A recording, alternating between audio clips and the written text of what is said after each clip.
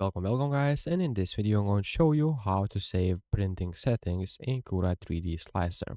So basically what we'll need to do is go right here to this tab, and what we'll need to do is click on Show Custom. After that, after you change some settings in the quality, or doesn't matter where, but if you change some settings, it will basically start to show like this, where you see the compare and save button. So click save button, click save as new custom profile, but here you can set the custom profile name. So I will type guide to everything, click save new profile, and that's it. So that's how you create and save your printing settings in 3D Cura Slicer. So if this video was helpful, please make sure to subscribe to Guide to Everything, comment down below for the algorithm, and see you in the next one.